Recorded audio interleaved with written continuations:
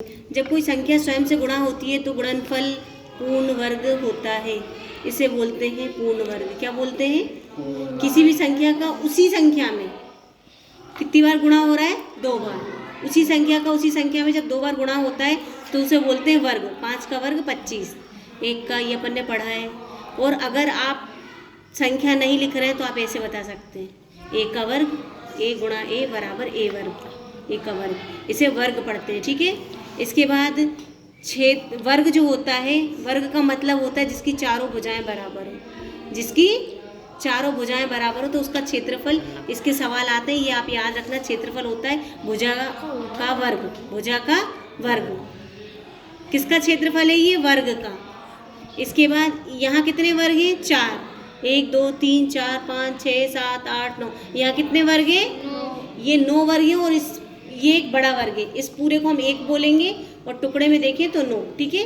तो अगर इसे हम एक इकाई मानते हैं, 1 2 3 4, 1 और 1 2 भुजा हो गई, 1 और 1 2 भुजा हो गई, तो इसका वर्ग क्या होगा? 2 का वर्ग क्या होता है? 4। तो इसका क्षेत्रफल होगा 4। 1 2 3, ये 3 है तो इसका 1 2 3, इसका क्षेत्रफल कितना होगा? 9। 3 तिया उसी संख्या का उसी संख्या में क्या करना है? गुणा करना है। ये कहलाता है वर्ग। क्या कहलाता है? वर्ग। मतलब आप जो वर्ग सीख रहे हो वो यही वर्ग होता है, इधर भी और इधर भी 2 बार। इसको क्या कहते हैं? वर्ग। तो 2 का वर्ग 4 और 3 का वर्ग 9। चलिए, ये वर्ग आपको याद रखना है ताकि सवाल करने में आपको बहुत ही सहूलियत हो। कई बार ये सवाल आ जाते हैं, हम तुरंत देखकर बता देते हैं इस संख्या का वर्ग क्या होगा। तो अगर आप इसे याद कर लेते हैं तो सारे सवाल आपके आसान हो जाएंगे। इसमें मुख्य बातें हैं जो ध्यान देने योग्य हैं। यहाँ सभी वर्ग संख्याओं के इकाई के अंक क्या होते हैं, ये बहुत इंपॉर्टेंट है, हमने पढ़ा था। 1 0 1 4 5 6 9, ये वर्ग संख्या का इकाई का अंक है। और यदि किसी संख्या का इकाई का अंक 1 और 9 आता है तो इसकी वर्ग संख्या के अंत में क्या आएगा? 9 का वर्ग करेंगे तो भी 1 आएगा और 1 का वर्ग करेंगे तो भी 1 आएगा। यदि 4 और 6 का वर्ग करते हैं तो इकाई का अंक क्या आएगा? 6। ये भी बहुत इंपॉर्टेंट है, आपको याद रखना है। और 5 अगर है इकाई का अंक तो वर्ग में भी क्या आएगा? 5। ये भी बहुत इंपॉर्टेंट है। और अगर ऐसी कोई संख्या है जिसके अंत में 0 है तो उसके वर्ग का इकाई अंक भी क्या होगा? 0। 10 का, 20 का, 100 का अंत में क्या आ रहा है? 0। तो यदि किसी संख्या के अंत में 0 है तो उसके वर्ग में शून्यों की संख्या सम होती है। देखो, यहाँ 1 थी लेकिन यहाँ 2 है, यहाँ 2 है तो यहाँ 4 है। तो शून्य जो होंगे कैसे आएंगे? सम संख्या में। 8 का वर्ग क्या होगा? 64। 8 का वर्ग क्या होगा?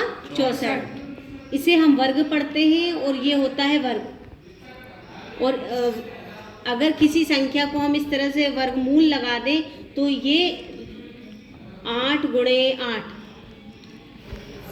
8 का वर्ग, तो ये रूट से ये कट जाएगा, आता है 8। मतलब कोई भी संख्या यदि अंडर रूट में लिखी है तो वो जोड़े में बाहर आ जाती है, 2 जोड़े होकर एक बाहर आती है। इसे बोलते हैं वर्गमूल। क्या बोलते हैं? वर्गमूल। 64 का वर्गमूल है 8। 64 का वर्गमूल है 8। 64 का वर्गमूल है 8। इसको पढ़ते हैं 64 का वर्गमूल 8। 64 का वर्गमूल 8। घटाने की संक्रिया के द्वारा, अब ये घटाने वाली विधि आ गई।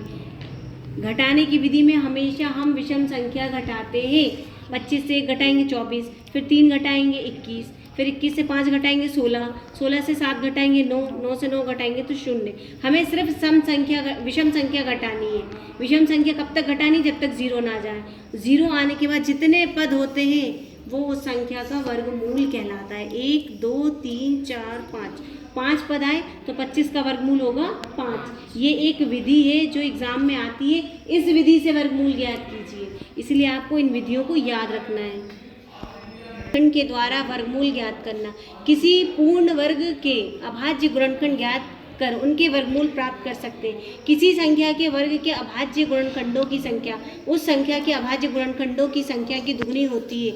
आइए हम वर्ग 144 का वर्गमूल ज्ञात करते हैं। देखिए, अभाज्य गुणनखंड का मतलब वही होता है। 144 हो गया, हम 2 से लेंगे, 2 7 14, 2 दूनी 4, फिर 2 से लेंगे, 2 3 6, 2 छंग 12, फिर 2 से लेंगे, 2 एकम 2, 2 अट्ठे 16, फिर 2 से लेंगे, 2 नम 18, फिर 3 से लेंगे, 3 तियां, फिर 3 से लेंगे, 3 एकम 3। इसे बोलते हैं अभाज्य गुणनखंड विधि। क्या बोलते हैं? फिर 144 बराबर 1 2 3 4 और 3 2 बार, 1 2 3 4 और 3 2 बार, ये ऐसे लिखा। फिर ऐसे लिखने के बाद क्या करते हैं, हम 2 2 के जोड़े बनाते हैं। ये 2 2 के जोड़े बना दिए, फिर उन जोड़ों में से हम एक एक बाहर लेते हैं, 2 का स्क्वायर वर्ग, 2 का वर्ग और 3 का वर्ग। अब हमने क्या किया, ऐसा लिख के ऊपर वर्ग लगा दिया, ये वर्ग लग गया। इस वर्ग से ये अंडर रूट कैंसिल हो जाता है अगर इसके अंदर लिखते हैं तो। और फिर 144 का वर्गमूल क्या आया, 12। इसको कैसे पढ़ते हैं, 144 का वर्गमूल 12, 144 का वर्गमूल 12। तो आप एक कंफ्यूज ना हो, 144 का वर्गमूल 12। इसके बाद जिस संख्या के अभाज्य गुणनखंडों के सारे गुणनखंड संख्या में नहीं होते हैं, वह संख्या पूर्ण वर्ग संख्या नहीं होती है। अगर इस तरह से जोड़े में नहीं आएंगी संख्या तो वो संख्या पूर्ण वर्ग संख्या नहीं होगी। ये देखो, जैसे कि 2 बच गया, इसका जोड़ा नहीं बना तो ये पूर्ण वर्ग संख्या नहीं है। चलिए अब हम सवाल देखते हैं। संख्या पैटर्न ये बताया था मैंने आपको, ये वर्ग है, 1 का 2 का 3 का 4 का 5 का 6 का 7 का आएगा 49। इसके बाद 4 और 6 का वर्ग का इकाई का अंक क्या होगा, तो देखिए 4 चुकू 16 होता है, 6 छंग 36, इकाई अंक 6 आता है, इसका उत्तर होगा 6। 169 का वर्गमूल, इसे हम क्या पढ़ते हैं, वर्गमूल। इसको ये लिखा है वर्गमूल और इसे भी पढ़ते हैं वर्गमूल, ठीक है। क्यों? क्योंकि इकाई का अंक क्या है, 9 है, तो 9 किस में आएगा, 3 में ही आता है। 6 सेंटीमीटर भुजा वाले वर्ग का क्षेत्रफल। अब देखो यहाँ भी 36 सेंटीमीटर लिखा है, 36 वर्ग सेंटीमीटर लिखा है, तो कभी भी उत्तर वर्ग में आएगा। जब भी वर्ग करेंगे तो उत्तर काय में आएगा, ये बहुत ध्यान देना, ये और ये एक जैसे दिख रहे हैं लेकिन इसमें वर्ग नहीं लगा, इसमें लगा, ये उत्तर होगा। यहाँ पे लिखा है कि 5.5 मीटर भुजा वाले एक वर्गाकार कमरे में कालीन बिछाने के लिए, ये वर्ग है। इसमें हम एक चटाई बिछा रहे हैं जिसे कालीन कहते हैं। तो चटाई कहाँ बिछेगी, पूरे में बिछेगी ना, तो पूरे का मतलब होता है हमें क्षेत्रफल निकालना है। तो क्षेत्रफल का सूत्र क्या होता है, भुजा गुणा भुजा। क्या होता है, भुजा का वर्ग। इसका 2 बार गुणा करेंगे तो ये उत्तर आएगा 30.25 वर्ग मीटर, ये वाला, ये वाला। अगला सवाल, अब देखो यहाँ पे हमें वर्ग ज्ञात करना है लेकिन बिना गुणा किए, तो आपको इसके लिए सूत्र याद रखना पड़ेगा। ये एक सूत्र है, a + b का होल स्क्वायर बराबर a² + b² + 2ab लिख सकते हैं हम। तो हम 44 को क्या लिख सकते हैं, 40 धन 4, 44 हो गए। ये a हो गया, ये b हो गया। a² की जगह हम 40 का स्क्वायर रखेंगे, b² की जगह 4 का square plus 2ab, 2 × a 40 × b, इन सब का गुणा करेंगे तो ये आ जाएगा 1600, ये आ जाएगा 4 चुक्कू 16 और इन तीनों का गुणा किया तो 320। सबको जोड़ देंगे तो आ जाएगा 1936। तो 44 का वर्ग क्या होगा, 1936। और हम ऐसे भी लिख सकते हैं 1936 का वर्गमूल बराबर 44 और 44 का वर्ग बराबर 1936। अगला प्रश्न, ये मैंने आपको बताया था 144 का 12, 12 में इसको जोड़ेंगे 64, 64 का 8 आएगा, 8 को इसमें जोड़ेंगे तो ये जाएगा 256। 256 किसका होता है, 16 का होता है। ये अंडर रूट आपको याद रखना है और ध्यान से करना है, ठीक है। चलिए अगला प्रश्न, ये वाला, पाइथागोरस त्रिक लिखिए जिसका एक सदस्य 12 है। तो ये क्या होता है, ये एक सदस्य होता है, m² + 1 एक सदस्य होता है, m² - 1 एक सदस्य होता है। हमें ये तीनों निकालना है, एक हमें दिया है 12, m बराबर 12 तो m आ जाएगा 6, m² + 1 36 में एक जोड़ेंगे 37, 36 से एक घटा देंगे तो 35। तो हमारा आंसर क्या आएगा, 12, 35 और 37। अगला प्रश्न, हमें अभाज्य गुणनखंड विधि से वर्गमूल ज्ञात करना है। देखिए हम बार बार क्या निकाल रहे हैं, वर्गमूल। अलग अलग विधि है, कहीं घटाने की विधि है, कहीं गुणनखंड विधि है, कहीं भाग विधि है। यहाँ पे है अभाज्य गुणनखंड विधि। तो ये 1296 को हम इस तरह से 2 से भाग देंगे, फिर 2 से, फिर जब नहीं जाएगा तो 3 से, ये आ गया। फिर हम इसको ऐसे लिखेंगे, 2 2 के जोड़े बनाएंगे, फिर जोड़े में से एक एक बाहर निकालेंगे तो सबका गुणा करेंगे तो 36 आएगा। तो 1296, 1296 का वर्गमूल क्या आएगा, 36। इसके बाद मैंने इसीलिए कहा था वर्गमूल याद रखना। अगर तुम 1 से 20 तक याद रखोगे, देखते ही बता दोगे 17 का है, तो 17 का गुणा करेंगे 17 आएगा, फिर 17 एकम 17, तो इसका उत्तर आ जाएगा 17। अगला प्रश्न, वह सबसे छोटी संख्या ज्ञात कीजिए जिसमें 600 को भाग देने पर वह पूर्ण वर्ग संख्या बन जाए। देखिए ऐसे सवाल परीक्षा में ज़्यादा आते हैं। ये बोल रहे हैं कि 600 में किस संख्या का भाग दें तो वो पूर्ण वर्ग बन जाए, मतलब ये पूर्ण वर्ग नहीं है। तो हम जब इसको 2 से भाग देंगे, पूरा भाग दिया हमने, भाग देने पे 2 का जोड़ा बन गया, 5 का बन गया, 3 और 2 अकेले बच गए। तो जो अकेले बचते हैं वही हमारा उत्तर है। तो 3 दूनी 6, 600 को हम 6 से भाग देंगे तो आएगा 100, और जो संख्या प्राप्त होगी वो पूर्ण वर्ग संख्या है। क्या है? पूर्ण वर्ग संख्या प्राप्त होगी। 100 जो है पूर्ण वर्ग संख्या है, लेकिन 600 पूर्ण वर्ग संख्या नहीं है। अगला प्रश्न, भाग विधि से, मैंने बोला इसमें अलग अलग विधि आ रही है, आपको याद ही करना पड़ेगा। कौन कौन सी पढ़ ली हमने पढ़ी घटाने वाली विधि, एक बिना गुणा किए, एक अभाज्य गुणनखंड, और ये भाग विधि। भाग विधि कैसे करेंगे? हम एक ये ले लेंगे और ये 2 ले लेंगे, 2 जोड़े बना लिए हमने भाग करने के लिए। तो 6 को हम किससे भाग देंगे? अगर 3 लेते हैं तो 9 आएगा, तो हम 2 लेंगे, 2 दूनी 4, 6 से 4 को घटाएंगे 2 आएगा। अब इसका नियम है 2 और 2 को जोड़ के यहाँ लिखते हैं, फिर इसके बाजू में जो संख्या लेते हैं वही यहाँ लेंगे, उसका इन दोनों में गुणा करेंगे, जो आएगा उसको नीचे लिखेंगे, घटाएंगे, 0 आ गया। तो 625 का वर्गमूल क्या आया? 25। ये बहुत ही इंपॉर्टेंट विधि है भाग विधि, ये परीक्षा में आती है। अगला प्रश्न, वह सबसे छोटी संख्या ज्ञात कीजिए जिससे 200 को गुणा करने पर वह एक पूर्ण वर्ग संख्या बन जाए। देखिए ऊपर एक सवाल था, उसमें भाग करने का बोला था, इसमें गुणा करने का बोला है। दोनों की विधि एक है। आपको क्या करना है? आपको ये करना है, 2 से गुणनखंड निकालना है। 2 एकम, फिर 2 से लेंगे 2 पंजे, फिर 2 से लेंगे 2 दूनी 2 पंजे, फिर 5 से लेंगे 5 पचम 25, फिर 5 से लेंगे 5 एकम 5। अब हम देख रहे हैं 2 के और 5 के जोड़े बन गए, सिर्फ एक अकेला ऐसा 2 है जिसका जोड़ा नहीं बना, तो हम 2 से क्या करेंगे? गुणा कर देंगे, तो पूर्ण वर्ग संख्या प्राप्त हो जाएगी। जब हम 200 को 2 से गुणा करते हैं तो 400 आ रहा है, और 400 का वर्गमूल होता है 20। ये पूर्ण वर्ग संख्या है।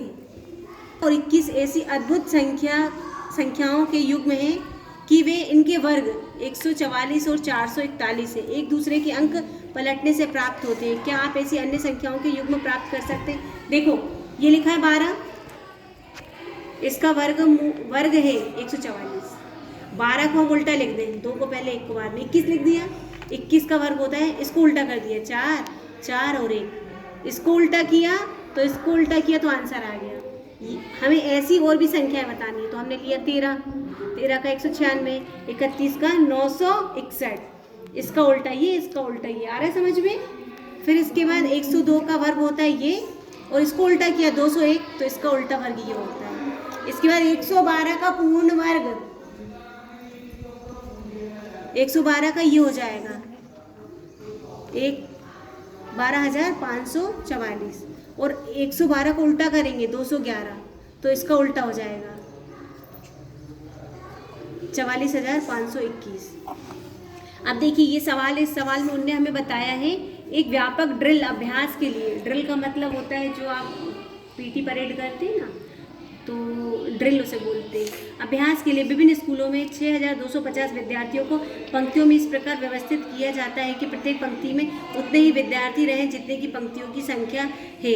ऐसा करने पर प्रशिक्षक यह पाता है कि 9 विद्यार्थी शेष रह जाते हैं। इस वर्ग की प्रत्येक पंक्ति में विद्यार्थियों की संख्या ज्ञात कीजिए। इसका मतलब हमें वर्गमूल ज्ञात करना है। ये बोल रहे हैं जितने बच्चे यहाँ खड़े हैं उतने ही बच्चे इधर खड़े हैं, मतलब इधर 2 है तो उधर 2, अगर इधर 100 है तो इधर भी 100। आ रहा है बात समझ में?